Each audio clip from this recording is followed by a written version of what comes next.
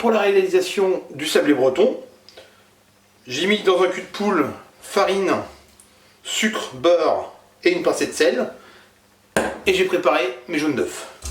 Je vais ensuite sabler le tout. Voilà.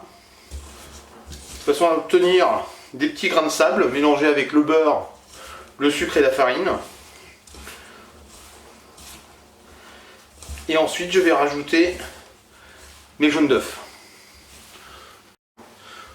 Donc voilà, j'ai mon sablage qui est terminé. J'ai oublié tout à l'heure la levure chimique dans mes préparations, bien sûr, mon sablé breton. Je rajoute mes deux jaunes et je fais un mélange jusqu'à obtention d'une pâte bien homogène. Donc voilà, ma pâte est bien homogène. Je la mets entre deux feuilles sulfu ou une demi-feuille coupée en deux et je vais ensuite l'étaler. Donc voilà, j'ai ressorti ma pâte du congélateur et j'ai plus qu'à la détailler comme ça et ensuite au four 180 degrés jusqu'à coloration.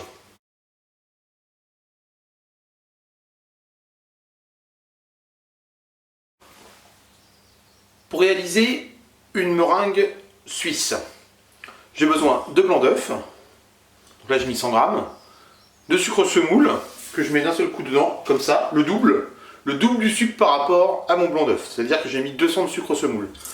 Je mélange comme ceci, et ensuite je mets mon appareil au bain-marie. Voilà, je vais le faire tiédir une quarantaine de degrés à peu près, et ensuite je vais pouvoir le mettre au batteur de façon à monter ma meringue. La meringue suisse est prête quand elle est bien montée comme ça, hein, elle fait un bec. Il n'y a pas de temps, vous pouvez la monter autant de temps que vous voulez, elle ne redescendra pas. Il faut qu'elle soit bien serrée comme ça de façon à avoir un beau pochage.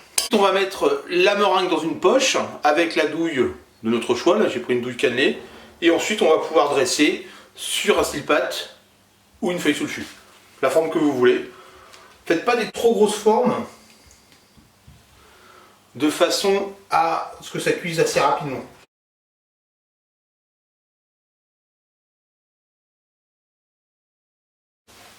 Pour la réalisation de ma crème mousseline, j'ai mis mon lait dans une casserole, la moitié de mon sucre semoule et ma gousse de vanille que j'ai grattée. Je vais mettre à chauffer. Ensuite, dans un cul de poule, le reste de mon sucre, mes jaunes d'œufs, je blanchis bien ensemble.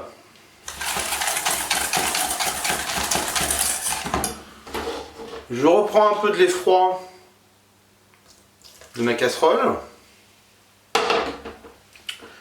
et j'ajoute ma poudre à flan. Je mélange bien, de façon à ce qu'il n'y ait pas du tout de morceaux. C'est pour ça que j'ai rajouté du lait froid, hein. Sinon ça va faire un appareil trop épais et ça fait des morceaux.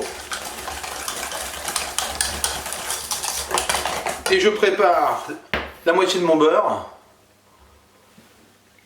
et une plaque à débarrasser bien désinfectée. J'ai donc mis mon lait à bouillir.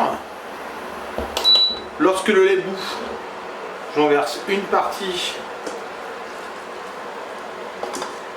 dans mon appareil avec mes jaunes, que je mélange bien.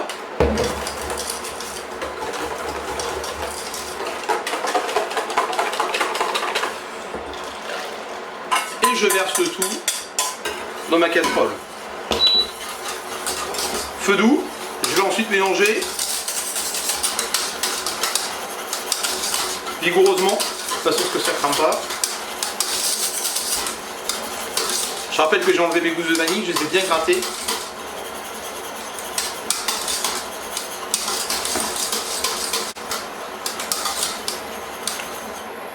Voilà, dès que ça commence à épaissir un peu au fond, je retire ma plaque. Voilà, comme ça me laisse le temps de bien mélanger, que ce soit bien homogène.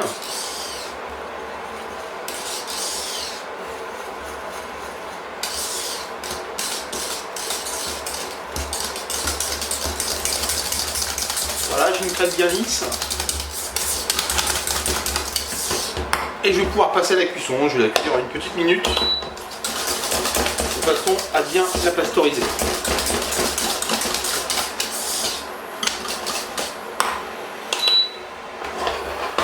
Lorsque ma crème est cuite, je peux y rajouter mon beurre.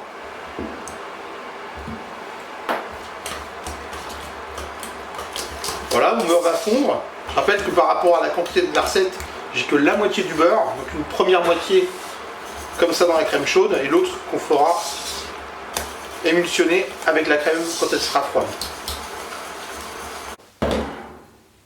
Donc voilà, une fois que la crème est bien homogène, bien mélangée avec le beurre, on peut la mettre dans une plaque, la filmer au contact et au réfrigérateur. Pour la suite de ma crème mousseline, je prends donc ma crème qui a été refroidie, bien froide. Hein. Vous pouvez même la mettre un petit peu au congélateur si vous voulez, c'est un peu pressé. Et ensuite, le reste de mon beurre, pommade. Bien pommade, sans morceaux. Hein, je fais pommader au micro-ondes. Vous pouvez le faire au bain-marie.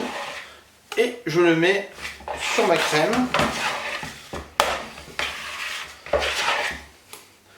Et je vais pouvoir la monter, donc d'abord doucement. Et ensuite, un petit coup à fond à la fin. Je peux la parfumer à la fin également. Là, j'avais mis la mousse de vanille, donc pas besoin de parfum. Pour la finition de ma tarte frais rouge, j'ai pris mon sablé breton. Ça marche également aussi avec une tarte aux fraises, bien sûr. Je prends ma crème mousseline dans une poche. Et je vais mettre de la crème mousseline comme ceci. Donc voilà, comme ceci. Je vais ensuite disposer mes meringuettes comme ça vers l'extérieur. Chevaucher les unes sur les autres pour donner du volume. Donc voilà, j'ai mon tour de meringuette, le tour de mon sablé breton. Je vais pouvoir maintenant disposer mes fraises de la même façon, en tournant, éventuellement dans le sens inverse. Voilà. Donc pas trop haute, hein, sinon vous allez en mettre beaucoup trop. Hein, l'idée c'est de donner du volume en mettant suffisamment de fraises, mais pas trop non plus. Je vais pouvoir après faire un tour de framboise, de myrtille et compléter en fraise. Mon tour de fraise, mon tour de framboise, et je repars sur un tour de fraise dans le même sens ou dans le sens inverse également. Voilà, en essayant de prendre des fraises assez régulières si c'est possible. Et je vais ensuite finir avec de la myrtille. Donc voilà, j'ai fini le centre avec des myrtilles, une fraise coupée en deux en laissant la queue si c'est joli, et une framboise à l'envers. Vous pouvez aussi rajouter quelques petites meringues comme ça, de façon à donner du volume, ainsi que des fraises coupées en deux, en gardant la queue pour donner un petit peu de verre.